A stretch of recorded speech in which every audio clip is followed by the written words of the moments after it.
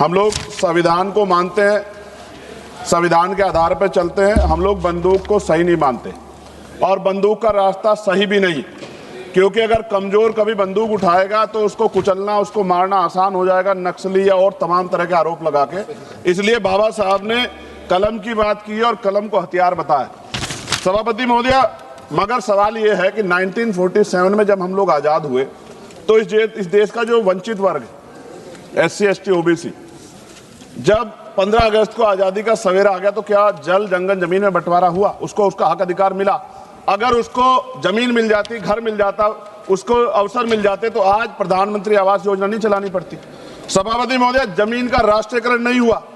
इसलिए मैं बहुत जिम्मेदार, क्योंकि मैं तो वो व्यक्ति हूं जिसके खुद के ऊपर NSA नेशनल सिक्योरिटी एक्ट लगा जब मैं अपने लोगों के लिए लड़ने गया, और 2 अप्रैल 2018 को मेरे जैसे बहुत सारे लोगों पे लगा, क्योंकि हम अपने हक की लड़ाई लड़ रहे थे। सवाल यह है, नक्सलियों के नाम पे क्या आदिवासियों की हत्या स्वीकार्य हो सकती है? हम लोग इसका विरोध करते हैं। हमारा स्टैंड है, हम नक्सलवाद के समर्थक नहीं है, लेकिन आदिवासियों को नक्सली कहकर उनकी हत्या नहीं होनी चाहिए। सभापति महोदय, देश की 1/4 आबादी SC ST 25% ज्यादा बड़े समाज के साथ जब जुल्म जाति अन्य अत्याचार होता है, उनकी हत्याएं होती है, उनकी बहनों का रेप होता है, उनको मारा जाता है, जलाया जाता है, उनके घरों को फूका जाता है, तब इस सदन में चर्चा क्यों नहीं होती? ये सदन क्यों नहीं सुनना चाहता? SC ST OBC के अन्याय के आवाज क्यों नहीं सुनना चाहता? कितनी चर्चाएं होती हैं, आज हालात कितने सारे अलग अलग हैं, लेकिन चर्चा इतने बड़े 25% समाज पे क्यों नहीं होती, 52% OBC पे क्यों नहीं होती? सभापति महोदय, मैं तो मानता हूं, कुछ लोग फॉर्मेलिटी के लिए कहते हैं, अगर मैं आना होता मैं तो चर्चा के लिए चिल्लाता हूं कितनी बार, वरना तो SC ST के लिए कोई चिल्लाता भी नहीं है। ये तो रिप्रेजेंटेशन है संविधान में। ये ना होता हमारे घरों में, हमारी गलियों में कोई वोट मांगने नहीं जाता। हम जानते हैं कि जाति व्यवस्था कितनी बदली है। और एक हमारे सज्जन कह रहे थे कि जाति व्यवस्था की वजह से एक दलित ने छोड़ दिया नक्सलवाद को, लेकिन सवाल यह है, बाबा साहब अम्बेडकर ने भी ये धर्म छोड़ा था क्योंकि यहाँ जाति व्यवस्था खाई है, ऊंच नीच का भाव है। सभापति महोदय, हमारे सम्मानित एक भाजपा के सांसद जवाब दे रहे थे बड़ी चिंता के साथ। सभापति, बहुत इंपॉर्टेंट है, आप सुनिए, बहुत इंपॉर्टेंट है ये।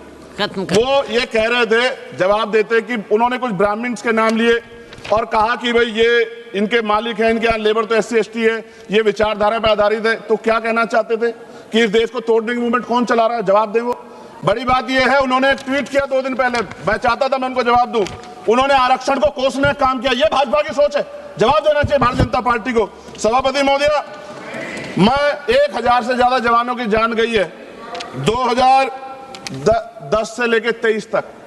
CRPF के जवान संसद की सुरक्षा करते हैं, बॉर्डर की सुरक्षा करते हैं। अभी असिस्टेंट कमांडेंट अजय मलिक की उसका पैर उड़ गया, उनको प्रमोशन नहीं मिल रहा है। सुप्रीम कोर्ट उनके फेवर में थी, सरकार रिव्यू पिटीशन में गई, फिर उनके फेवर में थी। खत्म करूंगा 30 सेकंड में। सभापति महोदय, फिर भी बिल आ गया। मैं ये पूछना चाहता हूं, क्या एक CRPF BSF जो CAPF के हमारे जवान है, क्या उनकी शहादत नहीं है? क्या उनको जो है शहीद का दर्जा नहीं मिलना चाहिए? उनको पुरानी पेंशन का लाभ नहीं मिलना चाहिए? उनको सब सुविधाएं नहीं मिलनी चाहिए? सम्मान नहीं मिलना चाहिए? और अंत में, यशस्वी प्रधानमंत्री श्री नरेंद्र मोदी जी के नेतृत्व में पूरे देश के सामने संकल्प लिया था, घोषणा की थी कि मार्च 31 2026 तक हम ये जो माओवाद है, ये जो लेफ्टिस्ट वामपंथी टेररिज्म है, इसकी जड़ें जो है देश से उखाड़ फेंकेंगे। और आज इस सभा के द्वारा, इसके माध्यम से मैं हमारे गृह मंत्री जी को, हमारी सरकार को बहुत बहुत शुभकामनाएं देती हूँ। ये संकल्प सिद्ध करने के लिए उनकी बहुत सराहना करती हूँ।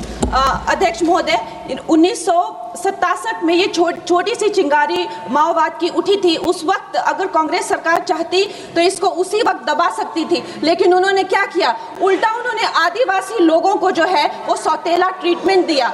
उनके बीच में जो एक वैचारिक दूरियां थी, उनको कभी भी उन्होंने खत्म नहीं किया।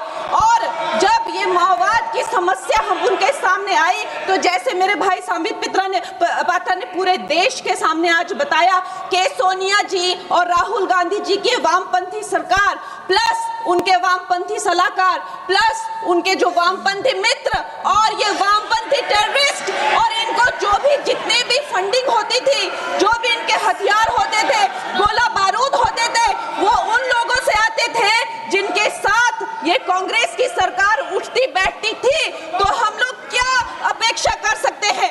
क्या कोई समझौता इनके बीच और वामपंथी उग्रवादियों के बीच हो सकता था? नहीं हो सकता था। और उसका क्या परिणाम नाम हुआ कि ये जो वामपंथी उग्रवादी हैं ये बिल्कुल आउट ऑफ कंट्रोल हो गए। इन्होंने खून की नदियां बहा दी, इन्होंने 16,000 से ज्यादा अटैक किए, इन्होंने 2,000 से ज्यादा सुरक्षा कर्मियों को मार डाला, इन्होंने छोटे छोटे बच्चों की जो है वो जिंदगियां ले ली, वहां पे नरक बना दिया। इन्होंने तीन पीढ़ियां ये जो है नक्सलवाद की जो आग में है जो इन्होंने झोंक दी।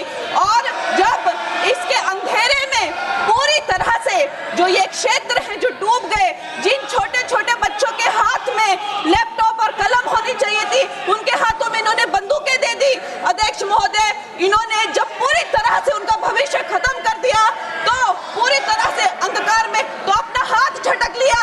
इनको रेड कॉरिडोर बोल के, नो गो जोन बोलकर जो है पूरे देश में बदनाम कर दिया। हम भी फिल्म इंडस्ट्री में हम सोचते थे कि इतने अच्छे जंगल हैं, वहां जाके कोई गांव की शूटिंग करते हैं, अच्छा कोई गाना बनाते हैं, लेकिन उस टाइम की जो व्यवस्था है वो क्या कहती थी, अरे ये जो आदिवासी लोग हैं ये बड़े ही उग्र होते हैं, ये देश के साथ नहीं रहना चाहते, वहां शूटिंग मत करिए। खुद की असफलता छुपाने के लिए इन्होंने पूरे देश से जो है आदिवासी समाज को इन्होंने आइसोलेट कर दिया। लेकिन हमारे प्रधानमंत्री श्री नरेंद्र मोदी जी कहते हैं कि रात चाहे कितनी भी लंबी हो वो रात ही है, सवेरा होना निश्चित है। और 2014 में जब प्रधानमंत्री जी की सरकार आई और आज हम देखते हैं कि उन्होंने एक आदिवासी महिला को जो है वो राष्ट्रपति बनाया, उन्होंने हमारे सुरक्षा बलों को जो है वो सशक्त किया और उनको सशक्त करने के बाद उन्होंने वो रेड कॉरिडोर, वो भयानक नो गो जोन को जो है वापस लिया, वहां पे संविधान स्थापित किया। अध्यक्ष महोदय, मैं एक नई सांसद हूँ, मुझे 2 मिनट दीजिए। और खैर प्रधानमंत्री जी ने क्या विकास किया वहां पर, चाहे वो घर बनवाए हो, चाहे वो नल लगवाए हो, चाहे वो 70 लाख महिलाओं को 1,000 की मदद की हो, 21 किस्तों में 13,000 करोड़ दिए हो, या वहां पर जो है जितने भी काम किए हो वो मैं अगर शुरू कर दूं तो आज दिन से रात और रात से फिर दिन हो जाए तो उसमें मैं नहीं जाऊंगी। लेकिन मैं ये जरूर कहूंगी कि जो वहां पे डिजिटल पेमेंट्स हुई हैं उनका मैं बहुत ही ज्यादा सराहना करती हूँ। उससे जो नक्सलियों का जो वित्तीय नेटवर्क है वो टूटा है, जो वो वसूली का काम करते हैं वो टूटा है, जिससे वो खोखले हुए हैं। उसके साथ में सबसे सराहनीय काम जो किया है वो मैं कहूंगी विकास और विश्वास के साथ जो हमारी सरकार ने इसको जोड़ा है। उसके उपरांत जो है उन्होंने जो समर्पण की नीति अपनाई है, 8,000 से ज्यादा युवा जो हैं वो समर्पण कर मुख्य धारा से जुड़े हैं, उनको 5 लाख की राशि और उनको रोजगार दिया जा रहा है। महोदय जी, मेरे पास कहने के लिए तो बहुत है लेकिन मुझे बहुत ही कम समय मिल रहा है। सदन के पास समय नहीं है। इस तरह की नीति हमने दोगो में भी अपनाई है और वहां भी बोडो में, आसाम में भी 10,000 से ज्यादा लोगों ने समर्पण किया है। और मैं अंत में अध्यक्ष महोदय जी, मैं यही कहना चाहूंगी कि गृह मंत्री जी ने और प्रधानमंत्री जी ने पूरे देश में यह संदेश दिया है कि ये देश बंदूक की नोक से नहीं चलेगा, ये देश संविधान से चलेगा, ये देश जनता के विश्वास से चलेगा। फिर से मैं अपनी सरकार को बहुत बहुत बधाई देती हूँ। धन्यवाद।